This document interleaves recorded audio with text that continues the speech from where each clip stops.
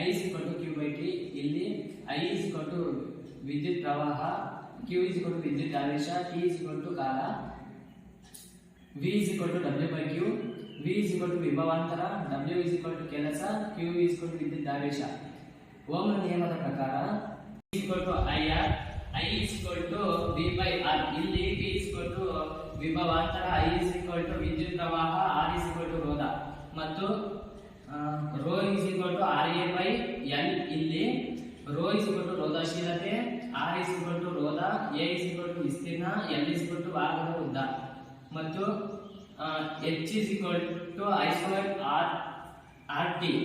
ಇಲ್ಲಿ H is equal to ಬಿಡುಗಡೆಯಾಗುವ ಉಷ್ಣವು, I is equal to ವಿದ್ಯುತ್ ಪ್ರವಾಹ, R is equal to ರೋಧ, T is equal to ಕಾಲ ಮತ್ತು ರೋಧಕಗಳ ಸರಣಿ ಜೋಡಣೆ RS is equal to R1 plus R2 plus R3 etc.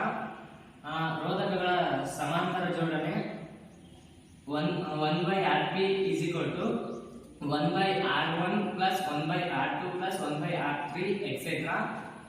P is equal to VI ಮತ್ತು P is equal to I square R ಮತ್ತು P is equal to V square by R. ಇಲ್ಲಿ P is equal to ವಿದ್ಯುತ್ ಸಾಮರ್ಥ್ಯ, V is equal to ವಿಭವಾಂತರ, I is equal to ವಿದ್ಯುತ್ ಪ್ರವಾಹ, R is equal to ರೋಧ.